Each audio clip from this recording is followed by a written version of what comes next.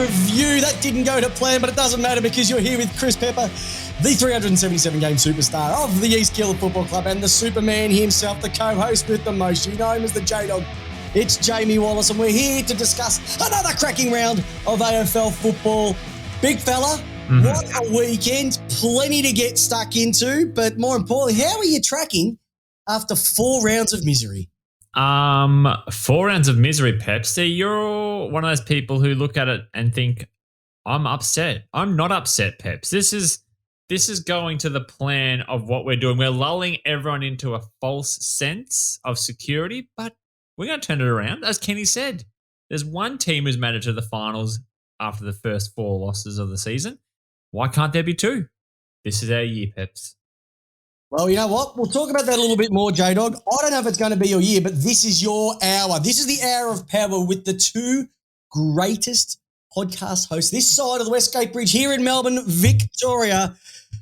Plenty to get through. We're going to be going around the grounds again. Yep. And big contract news during the week that we have to share, so we're going to be splashing a little bit of cash. We're going to get into the ladder in just a moment. We've got the question of the week, one of our biggest ever, and some of the responses were absolute corkers. I have a brand new competition to announce tonight for everybody listening to this, so stay tuned as we roll through the episode. But most importantly, football is in a great spot this week. Plenty of massive news, especially today. And we'll get into the whole Gill McLauchlan announcement. But Jay, I couldn't get that out. But I tell you what, if you look at footy compared to what it was probably a couple of years ago with everything related to COVID and everything along those lines, and it's just sucked the life out of it. Yeah. I reckon footy's back, and we had to have a weekend like we did, especially on the Saturday, Sunday games, that just rejuvenated our love for the great game because, like Gill says, any team, any day, and it happened on the weekend as well too. So we'll have a chat about some of those results. We're going to be dragging someone. We're going to be giving the votes. Everything is going to be happening. But we know when we start this thing off, the first thing that we always do is welcome our beautiful Lace Out community. Our Lace Outlaws there, joining us live on the Facebook stream, tuning in on your favourite podcast host. Thank you once again, because we do this because we love you and we all love footy. And we give it to you Lace Out because that's how you want your footy. All right. Big man, let's have a look at the AFL ladder for round 4. Oof. And if you told me this was going to be the ladder even 2 weeks ago, you would have told me, Peps, you're dreaming. Let's go through it. For something different, Melbourne is sitting atop of the ladder, still haven't lost a game. That's 11 games straight that Jake Bowie has not played in a loss. They're sitting on 16 points and 140.7. Then we've got a nice little squeezing conglomerate of teams sitting on 12 points. The Brisbane Lions finding a bit of form. The Fremantle Dockers, the Shockers who they were quite a while ago, are starting to bring back. And J-Dog, can you believe this team? Shit Kilda, that's been put away because what they've been serving up over the last couple of weeks has been sensational. So St Kilda sitting in a top 4 position. if you told me that Freo and St Kilda were going to find themselves in the top 4 by the end of round 4, you and I had this at the bottom. A marathon goes for 42 kilometres, Jamie, not 3.5. Hey, so let's just, it's great for them. The St Kilda supporters are up. Fremantle supporters are up. Geelong Cats, I would say all their supporters are up, but they go to bed at 4 o'clock in their old age facilities. Sydney Swans are sitting on 12. And Carlton, they did lose on the weekend, so it was a tremendous 3-game streak for the Blues. It was almost a dynasty. And so they lost on the weekend. Just shame. I've noticed that Facebook has subsided. Thank God Lygon Street would have rioted, but Ferrari winning on the weekend sort of rounded that off. You pay Peter to take Paul. And Collingwood sitting in there at 8th position, but only on percentage. The Gold Coast Suns, my God, I'm getting excited by them, mate. They are playing good footy, but once again, it is early on in the season. Richmond bounced back. Hawthorn bounced back. Will Day, he even bounced off Paddy Ryder, and that's something else that we're going to have a chat about a little bit later on. Adelaide Crows. Lost. Oh, that was stiff, that one. The GWS Giants, lost. Western Bulldogs, lost. Wet toast, my goodness. The Waffle team beating Collingwood. No one saw that coming. No. Not even the West Coast people, I reckon. Essendon on 4. Congratulations getting your first win of the year. North Melbourne, they gave Sydney a shot. And that's it for the segment. That's it for the segment, I'm pretty sure. And for everybody else who don't barrack for Port Adelaide, put your fingers in your ears because you're last on 69%. At least 69 comes out of it. It's dinner for 2. At least something's good come out of the ladder. J-Dog, what do you reckon so far? What's getting you excited? What's getting you – I didn't see this at all. I didn't see these guys going as well, as bad. Tell me Okay, so not going to lie. You and I laughed last year when old Mr. Voss took over the Carlton job. I remember just laughing at it. Just laughing. Didn't see that. Yep. Didn't see Collingwood. Didn't see St Kilda. Didn't see Freo. Geelong, Brisbane. I mean, Geelong are going to be a form team. Brisbane, we knew were the form team. Melbourne are literally just taking the absolute P155 at the moment. Yeah. But the rest I kind of saw. It's just those teams. I didn't see Western Bulldogs at the moment with one win out of the 4. But yeah, Carlton, Collingwood, St Kilda, and Freo. Just I did not see it. You know, it's interesting, J-Dog. I ripped out my 2021 footy magazine with the running of Bulls with Petrarca, Gawn, and Oliver on the front. Oh, yeah? I thought, you know what I might do 4 rounds in? I tend to do this every year is I tend to flick over to what the predictors said. Who's going to be premiers and who's going to be the risers and the sliders and that sort of stuff. Please don't. No. And it's actually quite funny because I reckon half of them picked the Western Bulldogs to be premiers. Mm-hmm. A lot of them did pick Carlton. The interesting one here is Mick Malthouse. I know he picked Essendon to win the flag. God, what's Mick got to say? Don't worry about what Mick had to say. But the one thing that he picked up, which I thought was actually wasn't bad there, Mick. He didn't pick Port Adelaide to finish in the 8. Oh, what a legend! So maybe he knew what was going on. Maybe he knew. Maybe he did know. Because I think he's the only one who didn't. What's going on with your mob, mate? Are they playing for Ken? Are they playing for themselves? Because it is a story point. Like, you kicked one goal. You didn't even kick a goal up to half time, J-Dog. I didn't even ring him. I'd even put out a public service announcement on Friday morning to make sure if anybody sees Jamie, report us in because we were concerned for your welfare. That's how bad we were feeling. I was okay, Pep. So let me just lay the scene for you. It was our 5th year wedding anniversary, Alira and I. Yeah. So that was on Thursday. So I was sitting back there watching the game, kind of excited, had this feeling of about a 15-point win that we might have come from the clouds. I don't know. Delusional now looking back, 2020.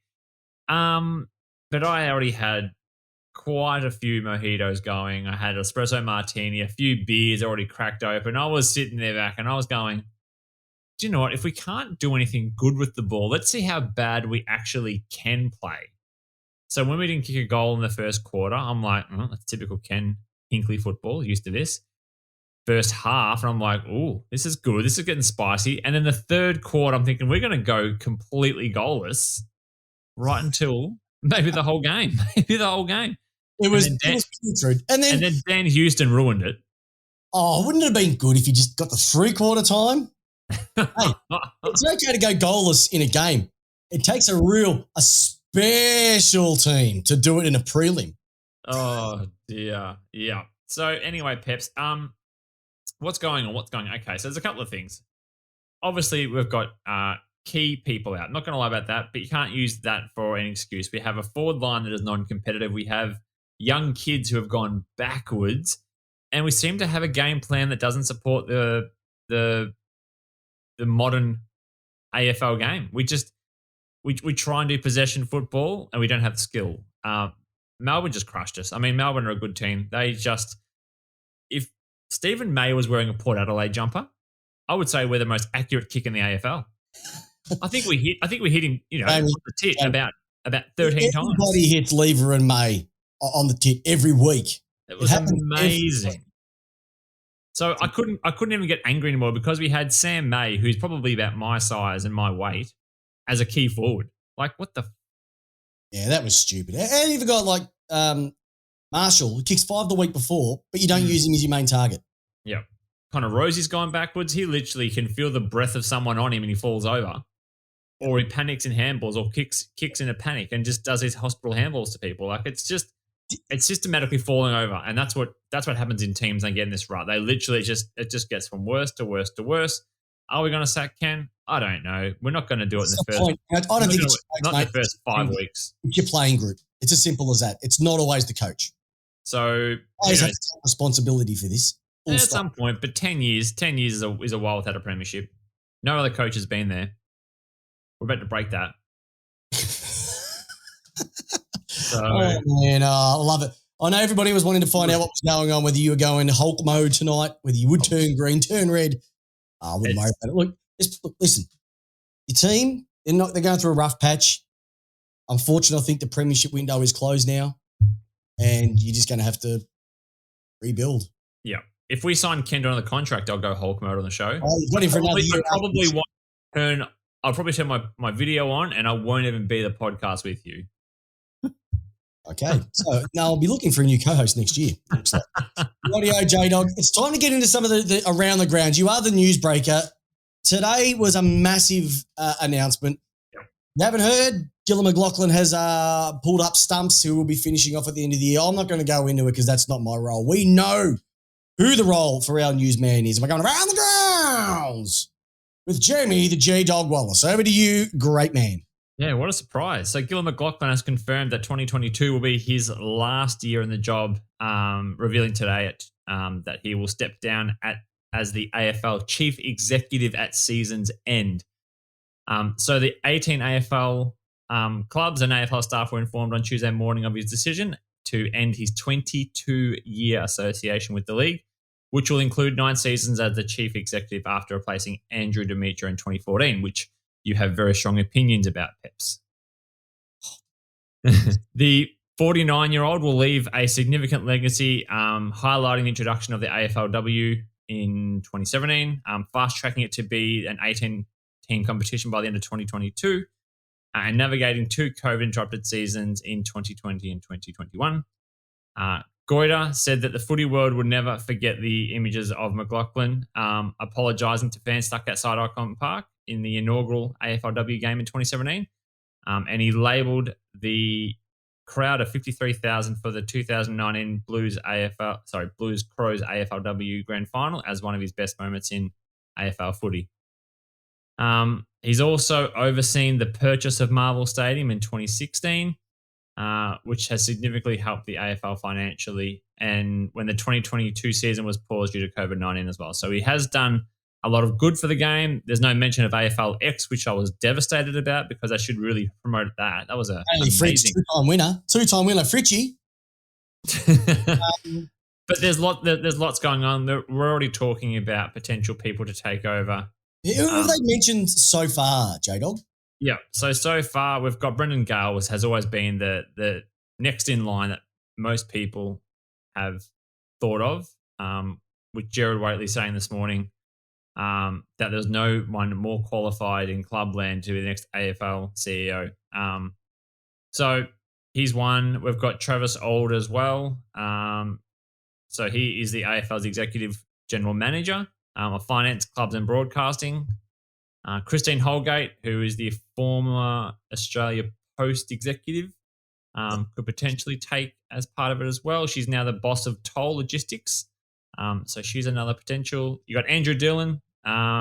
He was the AFL legal boss turned executive general manager of football. Kylie Rogers, another one there. She's has been at Channel 10. She's also part of the AFL group executive as a general manager of customer and commercial.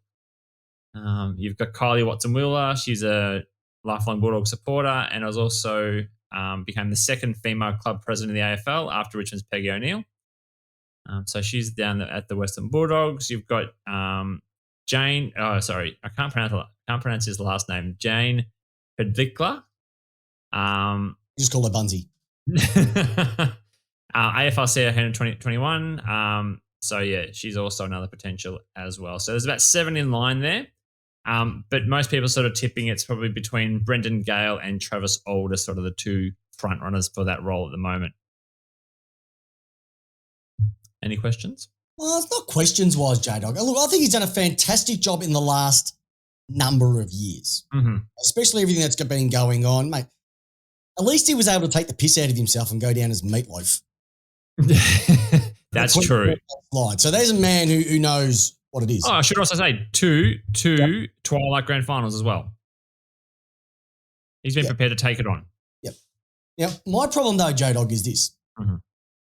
We know the AFL is a boys' club. Absolutely. And my issue is that getting someone like a Travis Auld to come in, who's been part of the boys' club, is it going to make much of a difference to the way it is? Is it just going to be the machine that just keeps on ticking on? And look, we've all worked for CEOs and we've all worked for businesses, and the listeners out there and the viewers right now will have worked for people that who are part of the establishment, and when they take those, nothing changes. You need to get a fresh set of eyes, some fresh ideas into the place as well too. And I feel that if they hire internally, which sounds like what they're going to do, not from Clubland or not from an external source, it's just going to be the machine that just keeps on ticking on, and nothing is really going to change. Nothing is going to shake up the way it is. Demetrio is in-house. McLauchlan is in-house.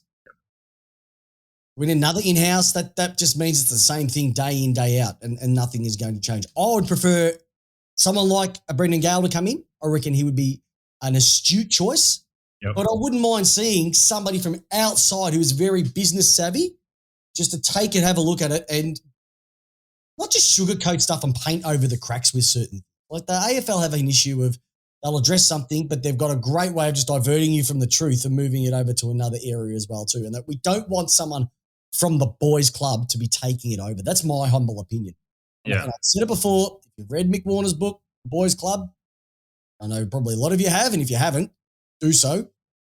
It goes into the whole boys' club aspect of the AFL. And if one of those group comes to take it over, nothing will change.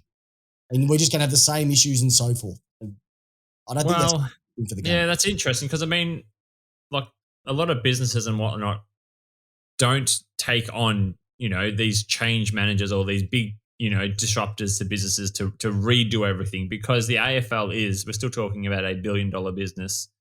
And they want to keep it safe. So I understand the internal hiring process because they know the processes and it's a safe business decision. But I also agree, like the NRL are great. They bring in external people from outside into Clubland and make them those sort of people like that. Like the Peggy O'Neills come from here, joined Clubland, and then ran the joint and did it magnificently. I'm not opposed to that idea. I just don't know if the AFL are in a position where they would take such a risk on coming out of 2020, 2021. But I would like to think the AFL could have someone fresh look at it, or maybe even distribute the role a little bit more, maybe break it out a little bit. I think we do. Now, it's interesting. We love our outlaws, our lace outlaws, the community, just the superstars that join in every week. But in all respect, and there's something. I don't think we make good recruiters. Just with some of the suggestions that have come off, let's just go through a couple of them. Charlie Keegan's thrown out. Let's make James Hird the next CEO. And he's gone with Hird again. Brendan Gale's come up. Nick has even mentioned, Nick from the Portraits has even reckoned that I should go for CEO. Listen, if you want the game in the bin, I'm the man to do that. I mean, the finances and the admin will be solid. No, but the after parties will be fantastic, and the attention to detail will be not there at all. I think that it's going to be interesting to sort of see who they go for, how they're going to do it. Well, they're recruiting straight away. They're starting right away, Peps. Do they take a risk or do they take the comfortable route? I think they're going to take option B, and it's not going to be a popular choice. Yeah. It's not going to be a popular choice. Hey, Buzz is back. St Kilda must be winning. Buzz is back, and he's saying that Gill was pushed out. So I might have to get him to elaborate on that a little bit. Not too sure he's getting his inside information from old Buzz, but I know his Saints are very, very excited at the moment, and we do have something to talk about the tribunal as well too. So just stay tuned for that. We are going to be going into it. All right, J-Dog, there was a grand final apparently on the weekend. didn't hear much about it. Do you want to do the grand final, or do you want to go the AFLW award winners? Because last week it was on whilst we were doing our show, so we didn't talk about who actually won the. Oh, let's do the awards and let's finish off with the beautiful grand final victory. Go for it. All right. So Brisbane Lions' Emily Bates was announced the 2022 AFL Best and Fairest at the W Awards held last Tuesday. The 26-year-old finished the count with 21 votes ahead of Adelaide Crow midfielder Anne Hatchard, who we'll talk about in about a minute or two, on 20 votes, and Ebony Marinoff had 18 votes. So well done to Emily Bates, and probably the highlight of the night was the shoey. Oh, only a Batesy and shoey. Oh, Starsh. What a Starsh. Good on him. So, yeah, absolutely amazing. An amazing season capped off for Bates, where she also earned her third All-Australian and was also voted the AFL Coaches Association Champion of the Year as well. So, and can I also say this? How amazing, how stunning did the girls look at the AFLW Awards? They do it better. They just do it better. Black tie, all of that, it's gone, and they just go for it. But do you reckon the guys should have the opportunity to be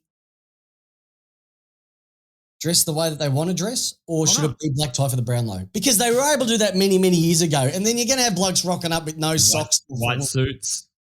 White suit, nah. I just think black tie, you can make black tie look as amazing as you like, okay? I'm not against it, Peps. No. Can this society have a little bit of class, please? We need some class, all right?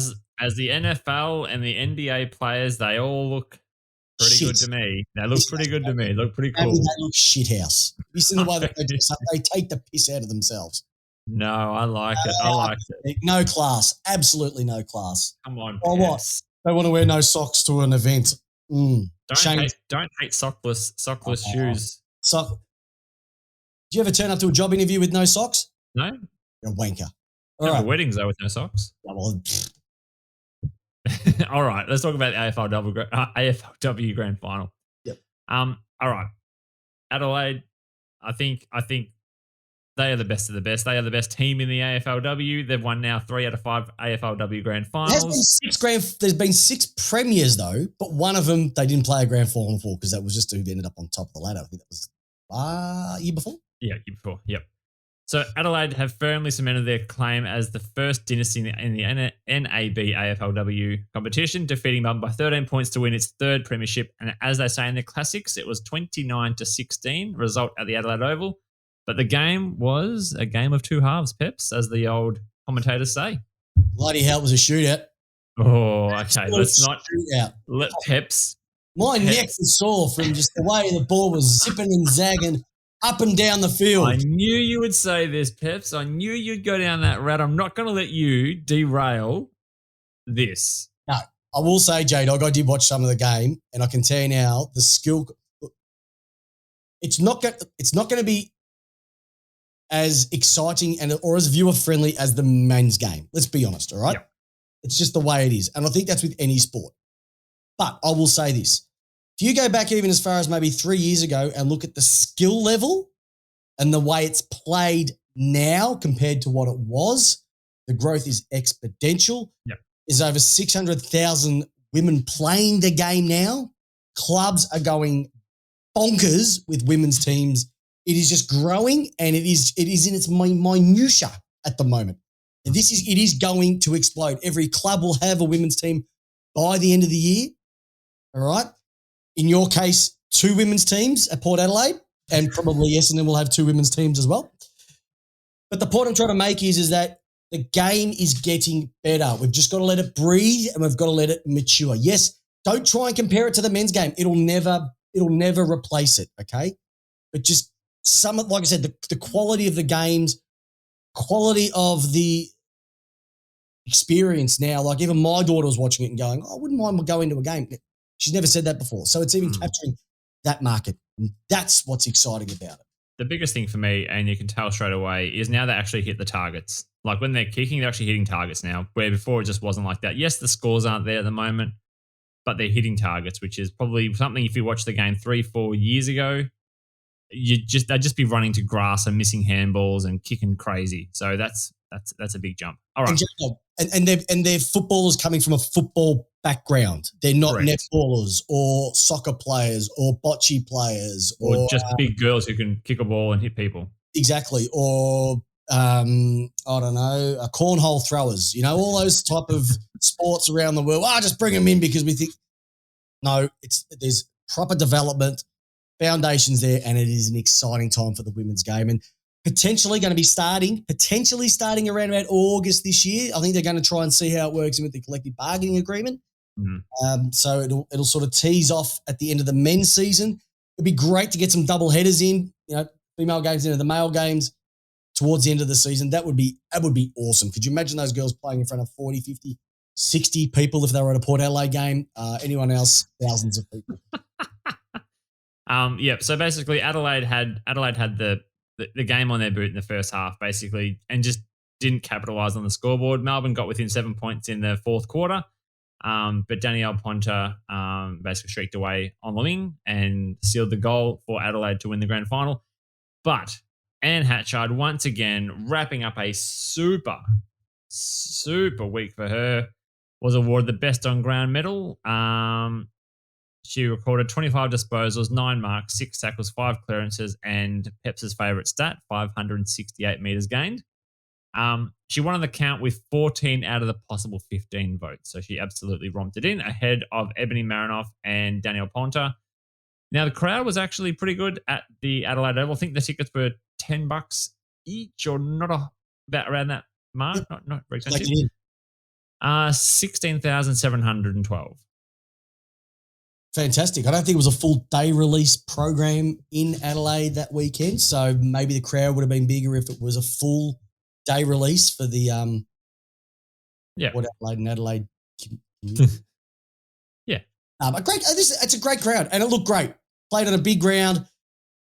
Awesome. You can't fault it. They're doing amazing things with the AFLW. So that's another season. Season 7 will be coming out. Hey, I'll put it this way: it's probably more exciting than the Big Bash at the moment. Oh yeah, for sure.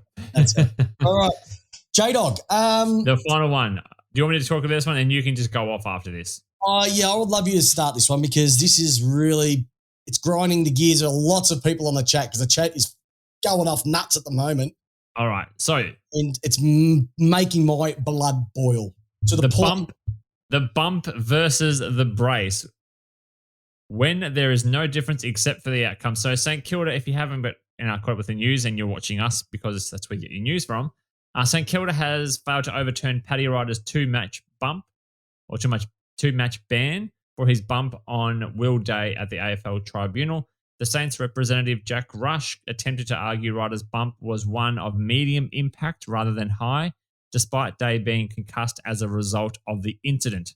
After a lengthy period of submissions and deliberations, the tribunal elected to uphold the match review officer's decision. The Saints attempted to reference Tim English's hit on Nick Blakey in round 3, which did not result in a suspension and was deemed not unreasonable in the circumstances. So, Peps, we've got 2 incidents that look almost like for like. One ended a concussion, one not. Go for it. Because you always talk about the outcome, and I want to just know what you want to. Okay. First and foremost, one thing that I hear a lot of at the moment is the game has gone soft. Buckley said it. The game is not soft.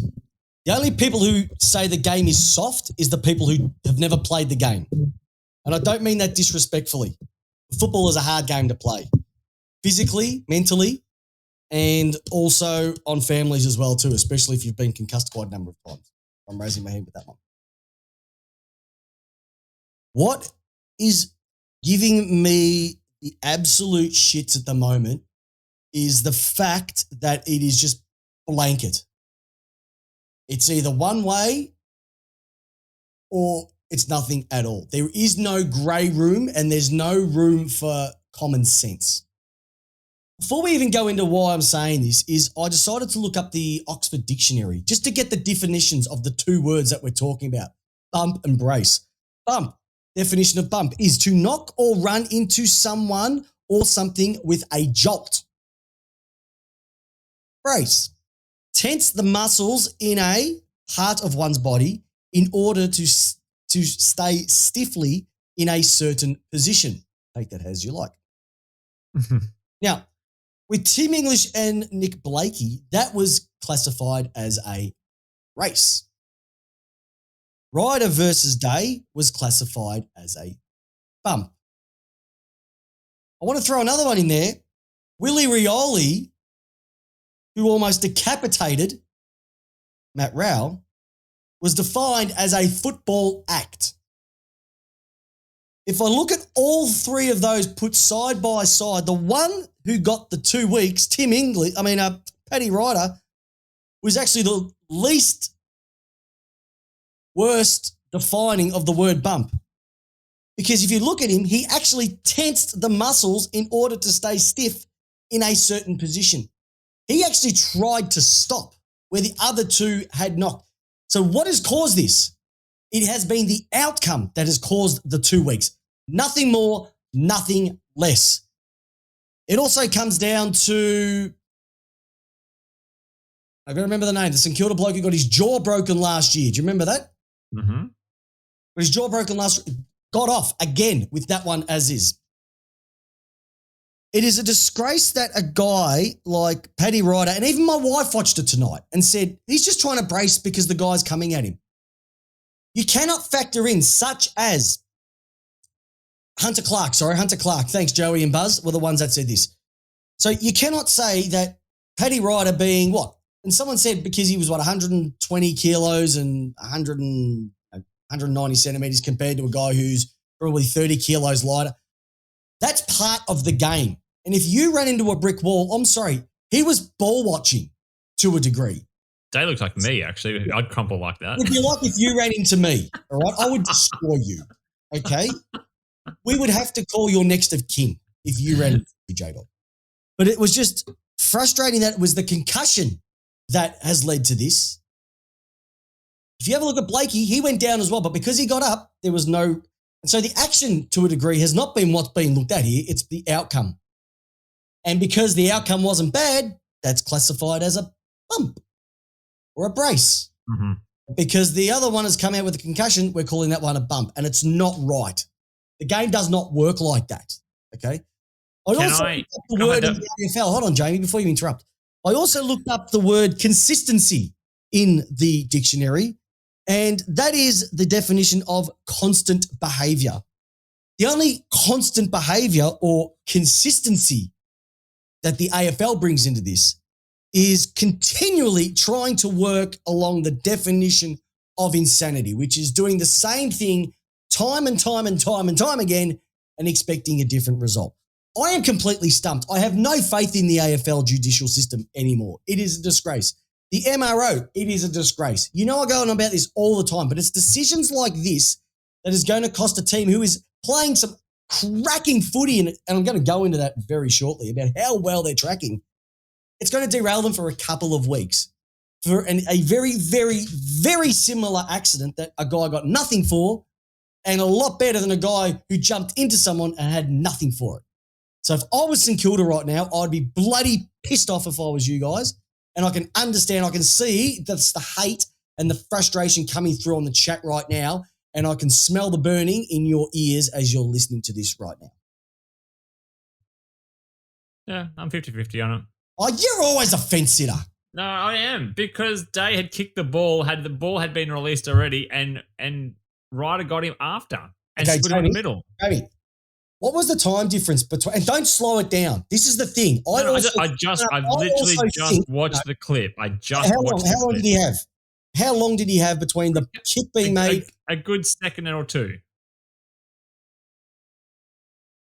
I'm not happy with the 2 weeks. That's a bit crazy.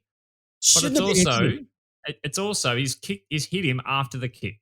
All right, it wasn't like he was just like watching the ball like this and then ran into him. Like he actually kicked the ball, released it, and then Ryder still decided to bump him. He kept running straight. He ran into him.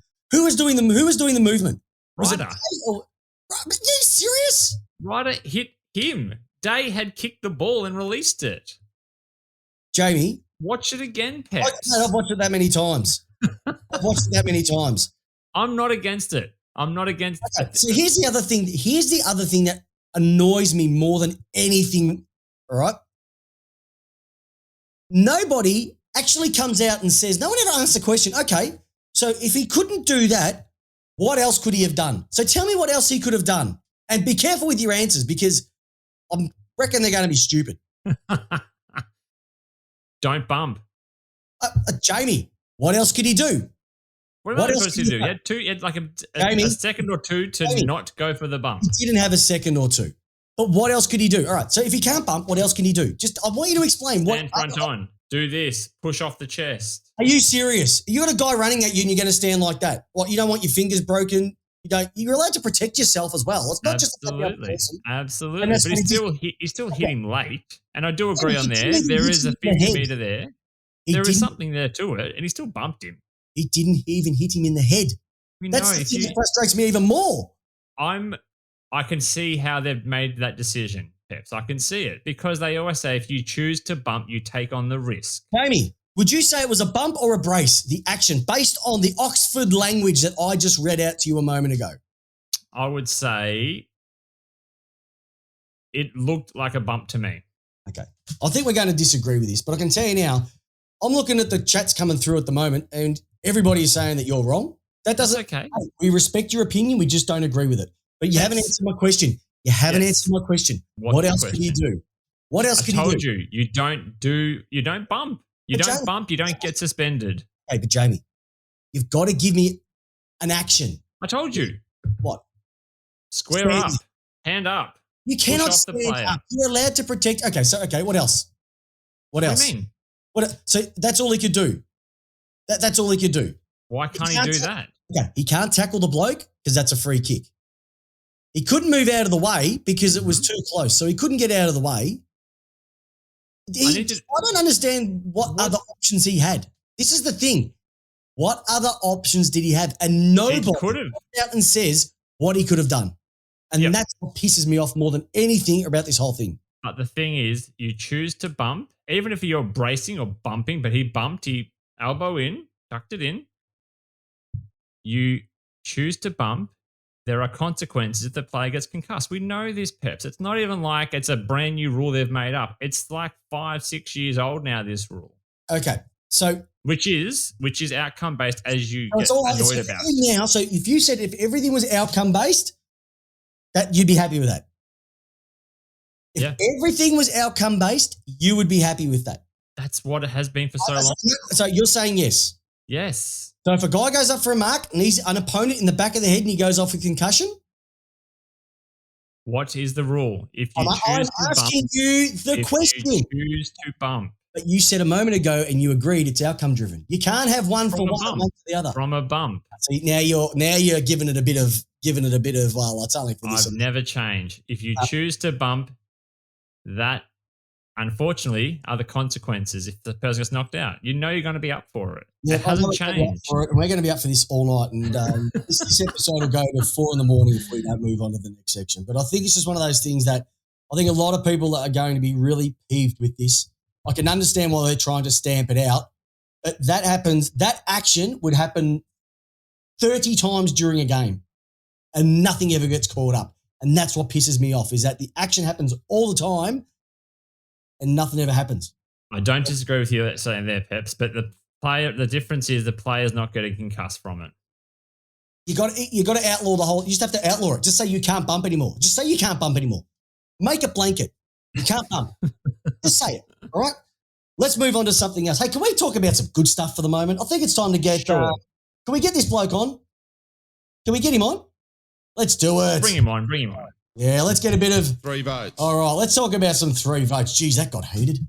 See, you're not going to get that on AFL 360 with the co-hosts wanting to punch on with each other. You're not going to get Robbo and Gerard having a crack at that. No way, mate. This is the podcast that you're going to listen to. Don't worry about all those fluffy ones. We're the boys who will give you the real opinion. Hey, first and foremost, I mentioned it at the start of the episode. How good is footy at the moment? Like, seriously, some of the results from the weekend were just sensational. Can I just say, what about the sunshine over the Blues on the weekend? Like I said, the dynasty is over. that 3-game dynasty. Premiership tickets are already being sold as we speak. Membership cards were being microwaved. There were no burnouts on Saturday. Unfortunately, when the Ferrari won, that sort of fixed it up. It was pretty dreary, wasn't it, when the Suns were beating them? Facebook got back to it. I even had one of my guys saying that he's actually been instructed by Facebook that he'd been banned for a week, and thus been no Carlton comments for this week. Hey, Peps, do you want to get fired up again? Okay. Do you want to talk about the Cats Brisbane Lions decision again? Can we go? Oh, J-Dog. I'm going to give it a moment, right? That's in the bad stuff.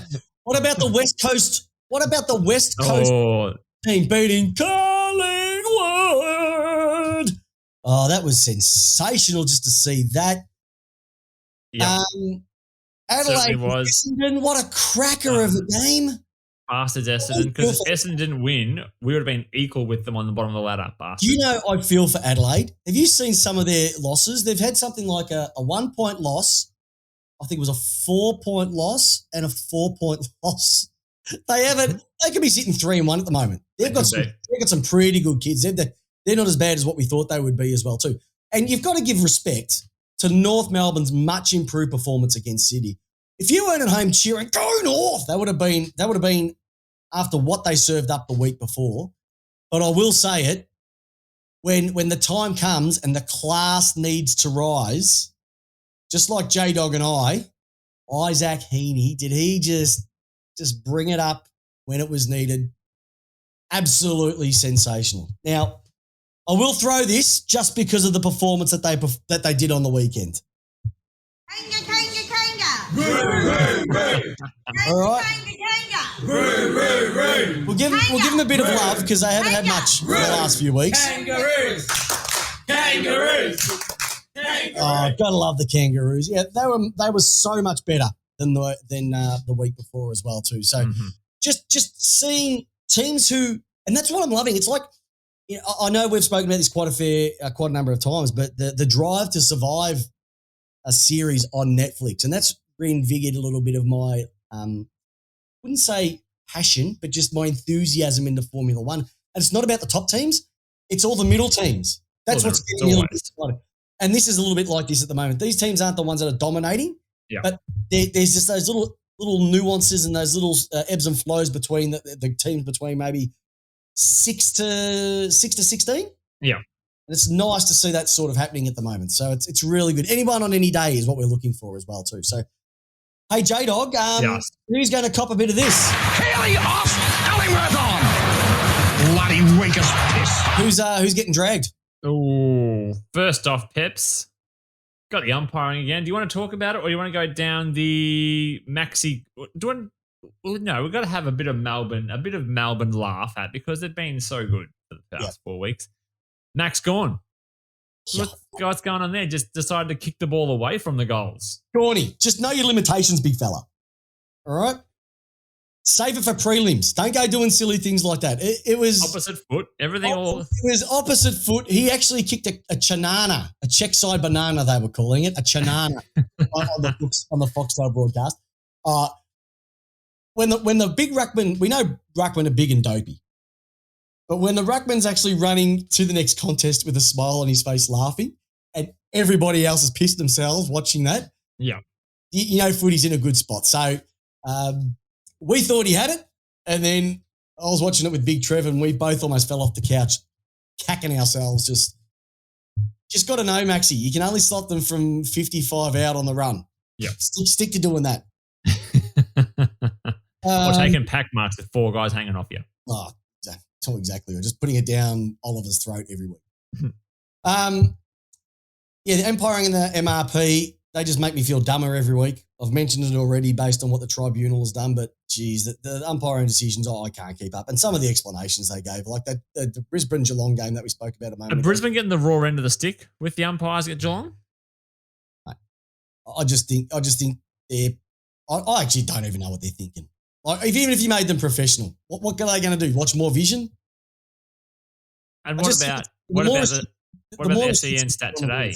Bulldogs are plus 40 on free kick counts already. Already. We've played that. They get 10 free kicks more. It's all the ducking that Cody Waitman does. That's what it is. It's all that ducking.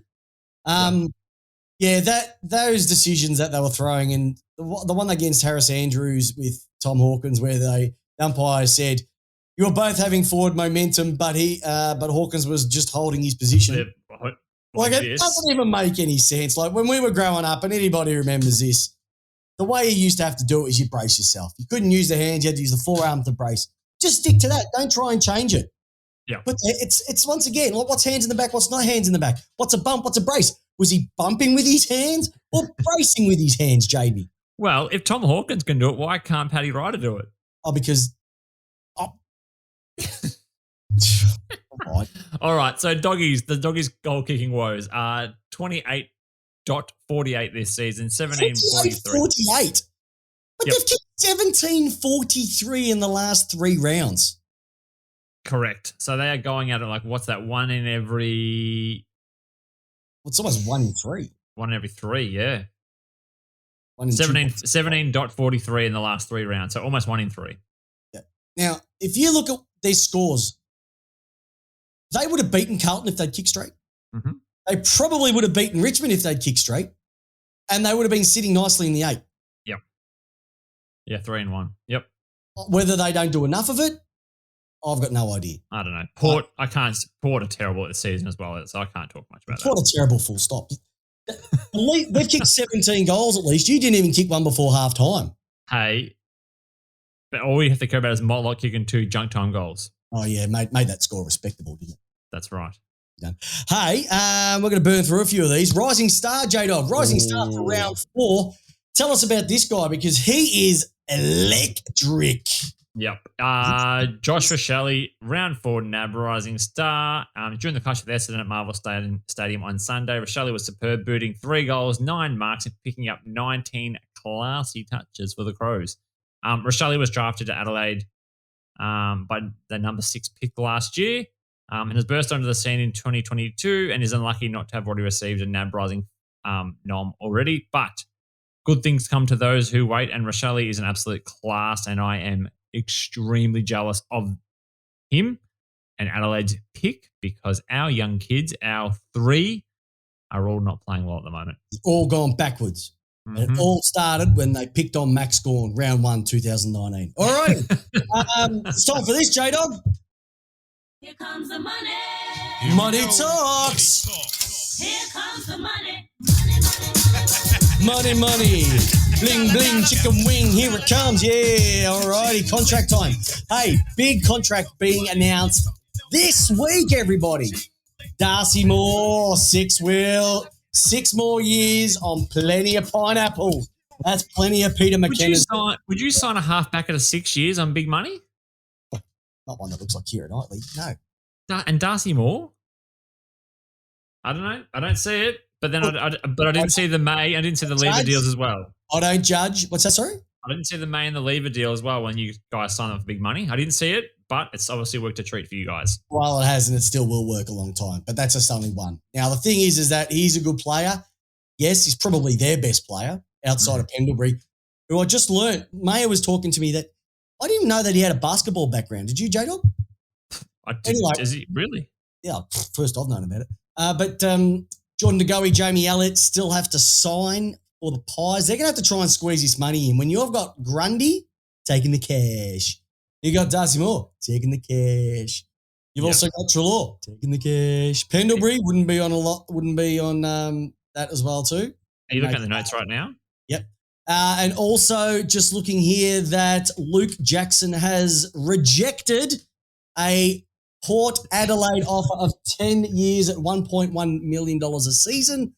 And the reasoning is he wants to play at a ground with actual supporters, not tarps, and he doesn't want to be paid in food stamps or episodes of Koshy's business. Not true. I'll happily we'll talk a trade after the show, Peps, about what it will take to get Luke Jackson to Port Adelaide. You've got nothing that we could have. Nothing. Alrighty. Hey, Sam Hayes. Yes. All right, Sam Hayes. So, awesome. Once again, when the contracts come out, we'll let you know as well too. Can I just really, I really want to whip into something in the last sort of bit of this, and I was hoping to spend some more time on it. I really just want to express my love for St Kilda and Fremantle and what they're doing at the moment. The Saints at the moment, the last 3 weeks have been sensational. If you remember round one, it was an absolute travesty. But at the moment, they're sitting at number 1 for points per game, number 2 in disposals, number 2 for kicks, number 3 for goal assists, and 3rd for least opponent clearances as well too. So that means they're working for the ball, but also working back to stop the defence as well. Max King, he's been doing it after half time. Is it junk time? Or is he just doing what he needs to do? But he has been brilliant in the last couple of weeks as well too. Gresham's been fantastic. They're led by Jack Steele. They've got lots of good things sitting at that club, and hopefully if they can get some of those old-timers back playing again, Jones, Hanbury, you never know. It's still early in the season. Many things could happen, but they've got quite a favourable draw. And I also want to mention Fremantle as well too. What they've been serving up, a number of people were expecting a bit of improvement from this mob, but they have been absolutely, once again, sensational. It's all about the opposition. They're 4th for tackles. They're 1st for least scoring involvements for the opposition. They're 1st for the difference in score involvements. They're 3rd for intercepts. They're 2nd for 1%ers. They're 1st for least opponent score attempts. They're risking it for the biscuit. It's all about suppressing and then scoring as well too. And just to think, Nat Fyfe, he doesn't have to be the player that he once was to step in and take over from that mob anymore, because right. Andrew Brayshaw has done that. The gap that they thought Chera was there. They don't have to worry about that. They've also got this bloke, Lockie Schultz, a little fella, just sitting down in the forward line doing his thing. Tabernar's doing his thing. Rory Lobb, who wanted to leave, he's actually playing some great footy as well too. They picked up the steal of the year, Will Brodie. They picked him up from Gold Coast. Centre clearances, he's leading it for the club. Stoppage clearances, he's leading it for the club. He is he's having a cracker. Hayden Young's developing. Mate, they've got that. David Mundy's going to play till he's 88. He's not going to stop. They're just playing some cracking football as well too. So I'm really excited about that. And one last thing I wanted to talk about really quickly, J-Dog, is the stat that is changing the way the game is being played right now. And there's one skill that teams are doing less, and it's making a massive difference to the way that they're playing. Do you know what that skill might be? Bumping. No. No, what is it, Peps? Marking. Teams are marking less. Let me put this in perspective. Would you say Geelong's probably playing a better form of football this year? Yeah, they're looking faster. Okay, in 2021, they averaged 97 marks a game. Mm-hmm. Now they're only averaging 83. Would you say that the Magpies are playing a better form of footy? Looks a bit better, yes. They averaged 102 marks a game. They're now down to 82 marks a game. Would you say the Gold Coast Suns are playing, mind you, they've got bigger bodies now, but do you reckon they're playing a bit more freestyle type of game? Yep. They were averaging 100 marks. They're now down to 72 marks. So this whole kick, chip possession game, which a lot of these teams have played with for so many years, they've almost pushed it to the wayside and said, you know what, we're just going to go run and gun. Go forward, yeah. We're going to go forward. And it's working for them. They're playing much better football. Even North Melbourne, they've tried it a little bit. They're just not at that level, but they've gone from 99 to 89. And even somebody like the Crows as well, too. The Crows are only averaging 85. Now, if you went back to the year before, it's a lot higher than that. So it's just good to see clubs not going to chip. They're willing to take the risk, bring it to ground, and then swoop onto it as well, too. So football's in a good spot. We're just a little bit more scoring, and we'd be all right. All right, big boy. Hey, the listener question of the week was an absolute belter. It went off like a bride's night. Good to see what people are doing, yeah. Tell us about it, stud. All right, so the question was, what rule would you steal from another sport to make AFL great? We had some great ones on here. Josh Weymouth, NBA playoffs in game. Give Essendon an extra chance to win a final. They won't, though. We had Benjamin Short from MLB. The designated hitter becomes a designated kicker. Each team can pick one player from their 22, usually a forward, and whenever that player is taking a set shot, they can call the designated kicker to come on and take the kick for them. Who would Port Adelaide get, Jamie? Dan Houston. He is the Mr. Fix-It man at the moment. Who would the Doggies get? Cody Waitman. Ice He's veins. Ice veins. Oh, mate, he's melted.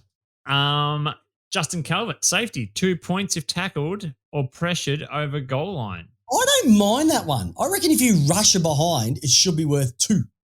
So give him an extra. Okay, it's an extra point, right? I was reading there thinking, is that like a pressure point, like a Steven Seagal pressure point, Brendan Favola thing again? I don't know what's going on there. Pressure point. No. I don't mind it though. Rush behinds, get an extra point on top. I don't mind that. Robbie Smith, a mulligan. I'd like that just come back and have another go, mate.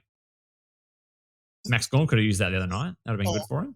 You could have used the whole game, Jamie. Nah, don't worry about that. Is it mulligan one game or one? What? It's one stroke. Yeah, but how would you do it in footy? Like, just do it again. Take another kick. Lee Moss, polo rule 28E, no left-handed polo players. Well, I would be absolutely stuffed. And number 2, ice hockey unwritten rule, fight till you drop. I like that too. Not a bad one. I like that one. And Rowan Meetings has jumped in. Hockey fighting rules. I like this one from David Tigani. Sin bin. I don't mind the sin bin. Put him in the sin bin. I would have put. Ryder could have gone in the sin bin. Yeah, I would have put North in the entire team in the sin bin. Where Port last week. And this has been one that's been floated for a long time by a long-time listener. Jazz has said not kicking backwards. That has been floated for a long time now. Yeah, I don't see it. The only way that you could police that was no kicking backwards. Teams would just flood forward. Yeah. But it would maybe work, Peps, with your stat you just rolled out there. Teams kicking forward as opposed to kicking back and chipping around. Once again, the game is a 360-degree game. You've got to allow people to play that. Now, if players are not going to man up those loosies, too bad, too sad. That's the way I look at it. So, yeah, good suggestions, everyone. Yeah, cracking suggestions. I think that they should, if you tackle someone and you should be able to go to submission. So if they tap out, then they have to leave the ground until the end of the quarter. So say that again. So if I get you in a tackle, yep, and then I can get you into like a submission move. You pin me. You've got to get off the ground for the rest of the quarter. Although I reckon that's good. Bringing in some UFC, some arm bars. Yeah. That's a crack up. We'll get Grace Jones down there to start doing some AFL preseason jiu-jitsu. Who? Grace Jones? Is it Gracie Jones or what's the brothers, the jiu-jitsu guys? Gracies. The Gracies? Grace Jones. I don't know. Who's Grace Jones in? It was the big black girl from A View to a Kill in the James Bond movies. With the shaved head girl? The shaved head. Is that Grace Jones? I didn't know who Grace Jones was. There we go. Here we go, the Ricks and Gracie. No, we go Grace Jones. Shows how much I care about that stuff. Oh, you're an absolute stud. All right. Actually, one that's come in on the chat, if the ball hits the goals and goes through, it should be a goal. I don't mind that one either. Oh, yeah, bounce off the post. Perfect. No need for that stupid camera. Or the stupid snicker meter. Oh, snick on. God. Hey, question for this week, J-Dog. What do you got for us? I'm going to have to make up something at the end of the show. I don't know. I've got nothing off the top of my head right now unless you've got one off the top of your head. I'll have to make it up. I do have a question. If you could remove one position from an AFL ground, what would it be? Off as in like a player, I mean a position no of full the team. Forwards. No full forwards. No. Oh, you mean like a line of positions. So you have no ruckman. Get rid of ruckman. We don't need them. Or at 2 forwards, but not 3 forwards. Maybe. What's a radical rule change you would make to the AFL? There you go. Isn't that the same as last week's question? Kind of, yeah. Yeah, all right. Maybe we'll just wait until after the show and Jamie will give us one. All right. Check the Facebook page. All right. I mentioned at the start of the episode, we have got a competition. So what we're going to be for the next month, what we're going to be giving you, listeners, viewers, is a chance to win a brand spanking AFL 2022 release footy jumper of your choosing. Okay, so obviously just normal club colours, no limited editions. We do have a budget. But what I'm trying to say is that if you want to win yourself a brand new AFL jumper, I will be leaving a link in the show notes for you to be able to enter that. And more importantly, I will be drawing that out in a week's time. So get involved. The more times you enter, bonus entries if you get part of it as well too. That's on behalf of Lace Out, because it's not just how you want your footy, it's how you win your footy jumpers. I like it. I like it. All right, so we're going to be giving that away as well. Can I get prison bars? You can get prison bars, J-Dog. You can Thanks. get prison bars. Thanks. Can I enter? Yeah. Can I enter? You can enter. You can enter. I was going to open it up to only Australian residents, but Craig, Mr. Wessels, I know who you are. I will cover your shipping costs if your name gets drawn out. Oh, what a nice guy. You probably won't, just because it's going to cost me too much to send over. Okay. Right, yeah. Hey, J-Dog, what a cracker of an episode. We've gone over longer than we've normally. Bucket loads of stuff. A cracking week. Round 5 this week. Is there a game that you're looking forward to on the fixture for this week? Let's have a quick look. I haven't actually seen the fixture this week. It's 1 week at a time. Yeah, sorry about that. I just wasn't looking. Yeah, let's have a look at the games. Any Peps for you? Yeah, I'm actually looking forward to Fremantle Carlton. Ooh, okay. It's going to be at Dockers Stadium. That'll be one. Actually, that's the wrong week. Yeah.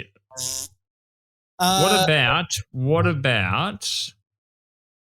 Actually, St Kilda Suns. I don't know what that. If it goes the way we think it's going to go, it could be a. Hey, Suns did it last week. They could do it this week, but it's on the home deck. I'm not against the North and Western Bulldogs game. What about Monday? Hawks versus Cats. That's always a belter. Oh, it's Easter. Easter Monday belt. So, hey, everybody, have a cracking Easter from the two of us, or from me and obviously J-Dog. Be safe over this time. Enjoy the time with the family. Like, this is what it's all about. It's being there for your friends, your family. Oh, no, got my question. What is it? It's not even football related. Do you know what it is?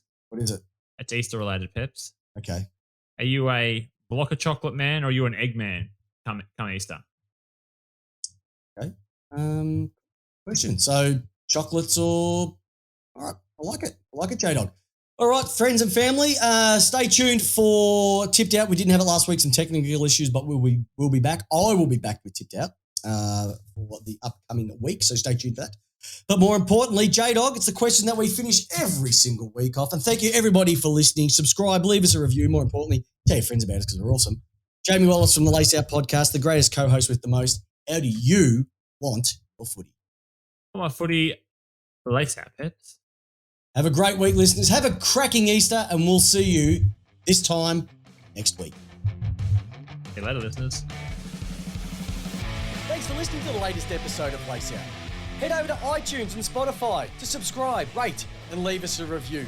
And remember, join us every single Tuesday night, 8 p.m.